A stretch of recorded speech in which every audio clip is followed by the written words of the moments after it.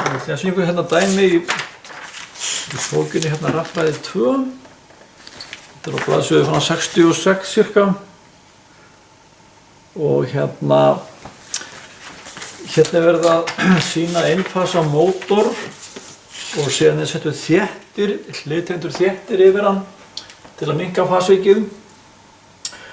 Og það sem okkur er gefið upp er hérna 3 tölur. Spennalegi mótorinn, 220 volt, vöttin mæld með wattmæli, 1060 watt og straumurinn í rásinni, heildarásinni er 8 ampere. Þegar kannski munið eftir afþrýtingnum, við erum með 3 þrýtinga, afþrýting, spennuþrýting, og viðnámaþrýting, svona. Sama hornið í öllum og í rafteindurásum. Hérna sem sagt er okkur gefið upp, það er að segja afþrýtingurinn, þá er þessi, það er að segja DC viðnámahliðin heitir watt, spóluhliðin hérna heitir var og aflið frá spennugjafanum heitir voltampere. Við vitum vöttin og voltamperinn. Voltampere er bara spennan yfir rásina úr spennugjafanum, sinnum amperinn í rásina, 220, sinnum 8, 1760 voltampere. Þessar vitum við og svo hér. Og þetta er bara þrýtingur sem er réttindur, og þá höfum við fundið hornið hérna. Byrjum að finna hlutfallstöluna, sem við kallar kosinus phi, því við deilum lönguhliðinni upp í þessa stuttu hérna, 0,6. Breytum hefur í gráður, tökum arc-cos á 0,6, 53 gráður. Fasvikið hér er 53 gráður. Hornið hérna er 53 gráður. Við númum þetta hérna út, þá höfum við hérna hornið. Ok, þá vitum við það. Þá ætlum ég að þurrka þetta hérna út og við höldum áfram dæmið. Já, nú stiftum við þetta er mótorinn hérna, spólan. Nú skoðum við hana sem sagt riðströmsþáttinn í henni og DC þáttinn í henni. Hliðtengdir svona 220 volt yfir að báða. Og nú ætlum við að skoða straumþrýtingin, hann er þá svona, snýr svona. Hérna er straumurinn í gegnum R-ið hérna, það er á sér og hann er 4,8 ampere og straumurinn í gegnum spóluna, það er á sérna, niður og hann er 6,4 ampere. Og hvernig fáum við þessi ampere? Við vitum bara 20 þrýting, þið byrjum við á þessu. Við vitum bara 8 amperinn hér, eða langhliðin hérna, þetta er straumurinn í rásinni, hérna, inn í hana og fasvikið er 53 gráður, það fundum við út á hann. Við vitum bara þetta 20 hérna.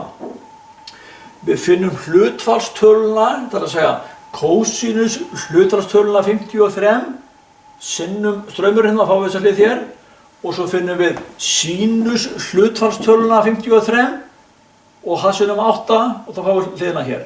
Og það gerur bara með þetta bara sinusinn af 53, þá fáum við þessa hlutfallstöluna 0,8, sinnum 8 ampere straumur og hérna gerum kosinus af 53 og fáum þessa hlutfallstöluna 0,6, sinnum 8 ampere og 4,8. Þetta er bara venjulegur hornaföll. Þannig að þessar 2 hliðar hér, þetta er raunstraumurinn sem býr til vinnu og þetta er segulsviðstótið hérna sem er varið. Eða hérna í spólunni. Ok, og þá eru, já það straumurinn, hérna er það 4,8 ampere og straumurinn hér niður er 6,4 ampere. Svona, ok, og það eru 53 gráður á milli þeirra, þannig að þeir eru aukt í, þið sjáðu að við leggjum það saman, þá fáum við 11 ampere en hér eru 8. Núna er okkur gefið upp að við ætlum að tengja þétti, hliðtengja þétti hérna við rásina, svona. Og hann er 50 mikrofarad. Svona. Nú þurfum við að finna út hvað hann er mörg ohm við 50 rið og finna strauminn í honum hérna,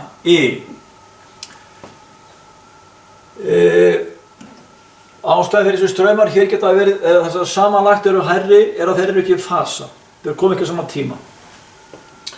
Til að finna riðstraumsviðin á þéttis, það heitir XC, X er alltaf riðstraumur og C fyrir þéttir kapasitor og formúlan er 1 á móti 2 sinnum pi sinnum tíðnin sinnum stærðin á þéttinum og þetta þá jafnt og 1 á móti 2 sinnum pi sinnum 50 Hz sem tíðnin, F-ið, frequency, sinnum 50 sinnum 10 í -6.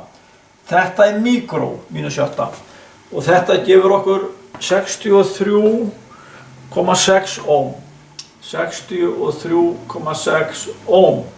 Þannig að þéttinni hér getur litið á hann sem 63,6 ohm. Þannig að straumurinn hér niður, það bara ósvæmálið, I deilir viðnámi upp í spennu. Þannig að I hér það bara jafnt og 220 volt deilt með 63,6 ohm og þið fáið út úr þessu 3,54 ampere. 3,54 ampere. Hérna eru 3,54 ampere hér niður.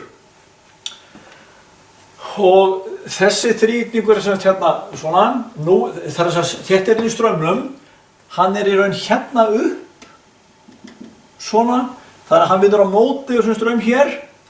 Þannig að nýr þrýtningur, hann verður þá sem sagt, þá drögum við þennan, þessi hæð hér 3,54 ampere. 3,54 ampere, þetta þéttirinn, hann fer þessa áttina, spólan fer niður, þessi fer upp og þessi étur þá þetta hér upp sem þessu nemur. Þannig að þessi hlið hérna núna, þrýtingnum, hérna áfram 4,8. Þessi óbreytt alltaf. Þetta vinnan sem fer í alla mótor og snúast. 4,8 ampere, þau eru óbreytt. Þessi breytast hér og þessi hérna hlið hérna þá 6,4 ampere, mínus 3,54 ampere og þá 2,95 ampere. Ekki rétt að mér. Svo. Jú. Þetta nýji þrýtingurinn. Hér eru 2,95 ampere. Svona og nýtt hot hérna.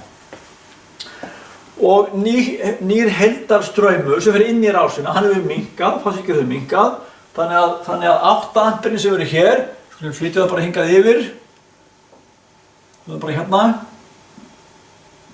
8 amperin hér, þau eru hér líka, 8 amper.